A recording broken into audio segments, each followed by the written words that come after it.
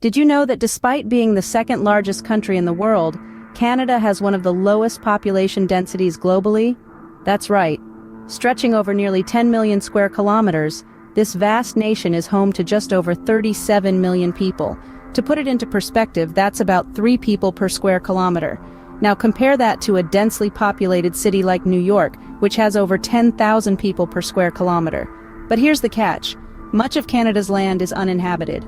An astonishing 90% of Canadians live within just 100 miles of the United States border. That leaves a significant portion of the country, from the rugged, muskeg-laden terrain of the Hudson Bay lowlands to the frozen expanses of the Northern Territories, largely unexplored and uninhabited.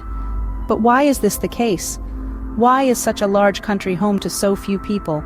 And why are they clustered in such specific areas? There's a fascinating story behind these questions, a tale of geography, climate, history, and human perseverance. Now, aren't you curious to know why? Stay with us as we unravel the mystery of Canada's population distribution. Canada's geography and climate have played a significant role in its population distribution. The country's geographical features are diverse and fascinating, each contributing in its unique way to the story of Canada's population distribution. The Canadian Shield, a vast geological formation that covers over half of Canada, is one such feature.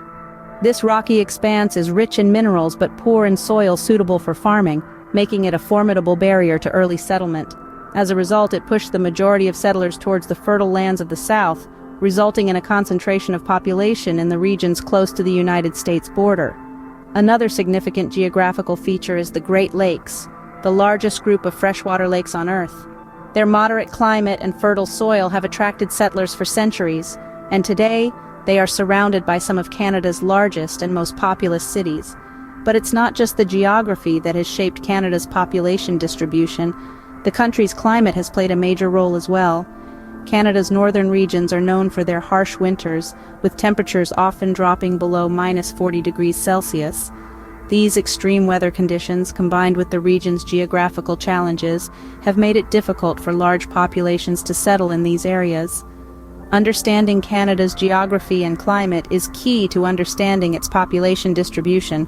These factors, combined with the country's history, have shaped the unique pattern of population distribution that we see in Canada today.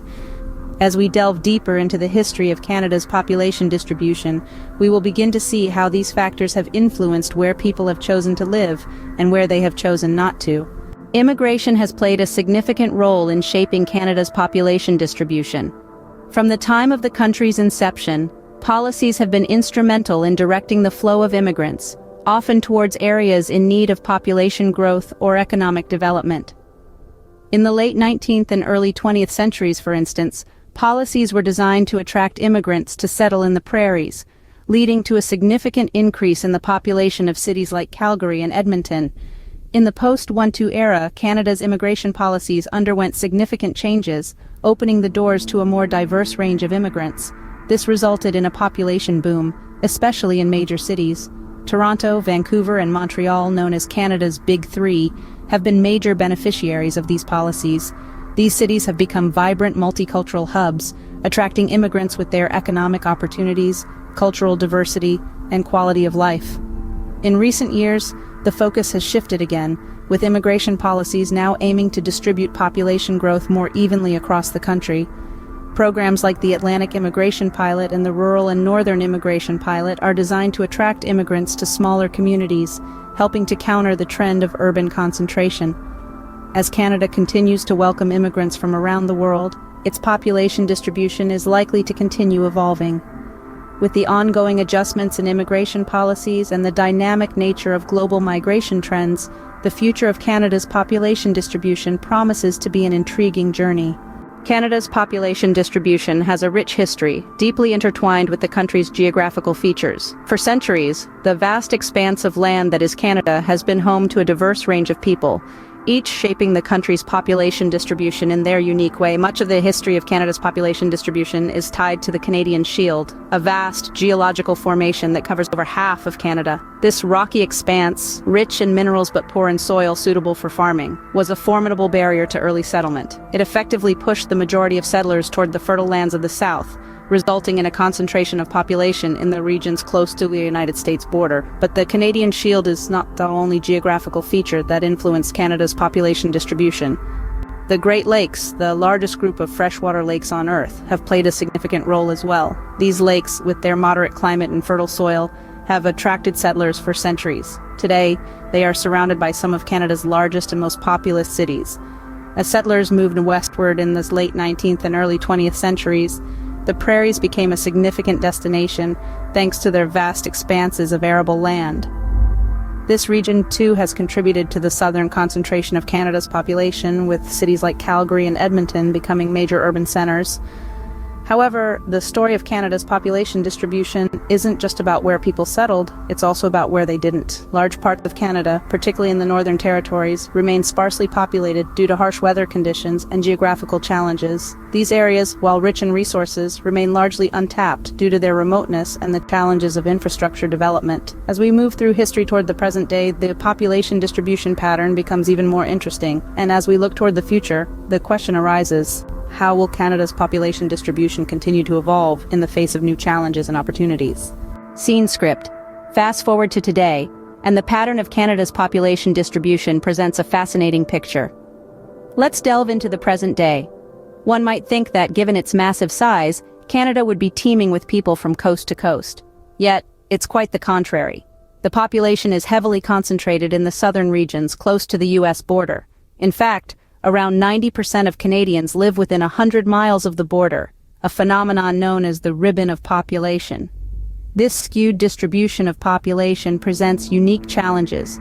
Major cities such as Toronto, Vancouver, and Montreal bear the brunt of the population concentration, leading to infrastructure strain, housing shortages, and an exorbitant cost of living. On the other hand, vast swaths of Canada's territory remain almost uninhabited. The Canadian Shield, a massive geological formation that covers over half of Canada, has played a significant role in this. Its rocky terrain and poor soil conditions make it unsuitable for agriculture and challenging for infrastructure development. Yet these seemingly inhospitable regions are rich in natural resources. Mining, forestry, and energy production are key components of Canada's economy, and they are primarily located in these remote areas. The extraction and export of these resources have been vital to Canada's economic growth. In recent years, immigration has also played a significant role in shaping Canada's population distribution. Canada has one of the world's highest per capita rates of immigration, and these new Canadians primarily settle in urban areas.